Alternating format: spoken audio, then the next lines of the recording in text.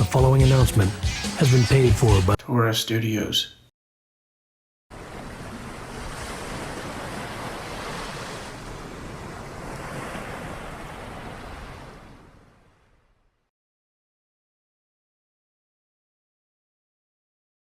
Welcome back to Revealing Biblical Truths.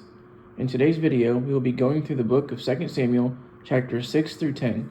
Before we get started, go ahead and hit the like button, subscribe, share, and turn on post notifications so you can see future videos as soon as I post them. In chapter 6, David gathered 30,000 men to fight and went to Judah to bring up the Ark of the Covenant. And they put it on a new cart and brought it to Abinadab in Gibeah. And his sons Uzzah and Ahio drove the cart.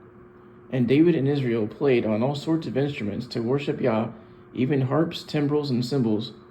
And when they came to the entrance of Nachon's house, Uzzah stuck out his hand and grabbed the ark to steady it because the oxen had shaken it. But Yah was angry and smote Uzzah there for his error, and he died. And David called the name of that place Perez Uzzah, meaning the breach of Uzzah. And David was afraid of Yah that day, and said, "How will the ark come to me?" So David wouldn't move it into the city of David, but carried it into the house of Obed-Edom of Gath. And the ark stayed there for 3 months. And Yah blessed Obed-Edom and his house. When David knew he was blessed, he went and brought the ark into the city of David with gladness. So when he started to move it and went 6 steps, he sacrificed oxen and danced for Yah, and he wore a linen ephod. So David brought up the ark with shouting and the sound of shofars. And when Michal, Saul's daughter, saw him dancing, she hated him in her heart.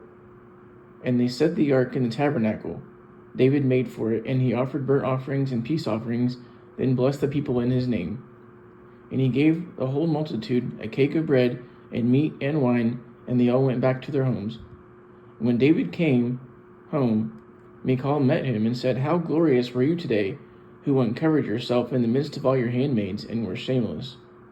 And David said, "It was for Yah who chose me before your father. Therefore I will play for him. And I will continue to do this, and the maidservants will hold me in esteem." And Michal had no children all her life. In chapter 7, it came to pass that when there was a peace in the land, that David said to Nathan the prophet, "See, now I dwell in a cedar house, but the ark dwells within curtains." And Nathan told him, "Do what is in your heart, for Yah is with you." And that night the word of Yah came to Nathan, and said, "Go tell David, shall you build a house for me to dwell in? I have not dwelt in any house since I brought up Israel from out of Egypt. So I took you from a sheep herder to the shepherd of my people, and I was with you wherever you went, and have cut off your enemies and made your name great. And I will appoint a place for my people and plant them so they won't wander any more. And when your days are fulfilled, I will set up your seed after you, and he will build a house for my name and establish his throne.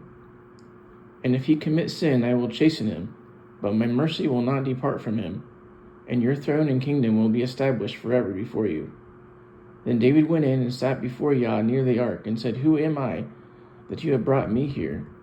And for your word's sake you have done all these great things, and you are great, and there is none like you. Neither is there any Elohim besides you. Let your name be magnified forever, and let your word come to pass as you said." In chapter 8, it came to pass that after David smote the Philistines, he smote Moab and drew a line. Half of them he put to death, and the other half became his servants. And he smote Hadad-ezer, the son of Rehob, the king of Zobah, and reclaimed the land to the river Euphrates.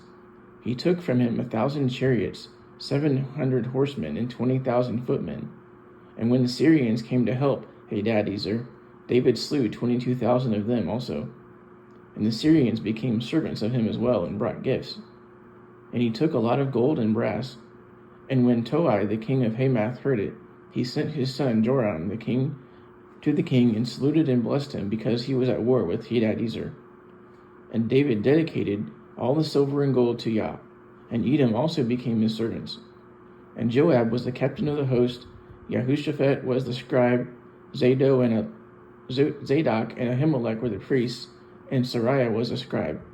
And David's sons were the chief rulers. And David said, "Is there any left of Saul's house, that I may show him kindness for Jonathan's sake?" And there was a servant named Ziba. And they brought him to David.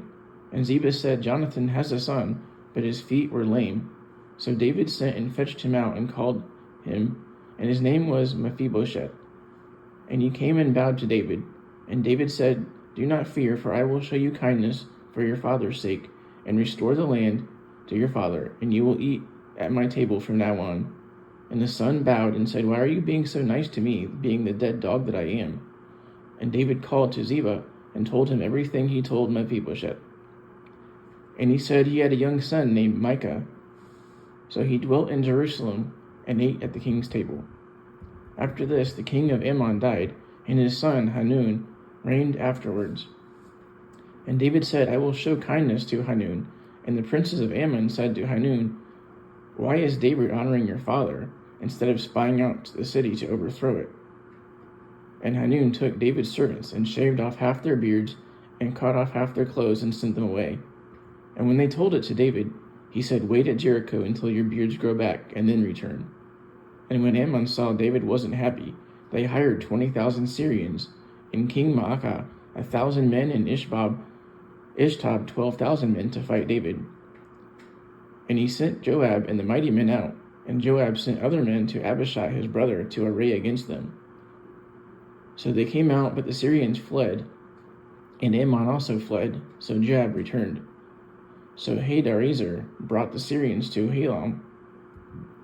David found out and came to fight with him, and the Syrians fled. And David slew 700 chariots and 40,000 horsemen, and smote them, including Shobach their king, who died. And when those that served Hadarezer saw they were smitten, they made peace with Israel and served them, and the Syrians were scared to help Ammon anymore. And that ends this video. Thank you for watching, and until next time, Shalom.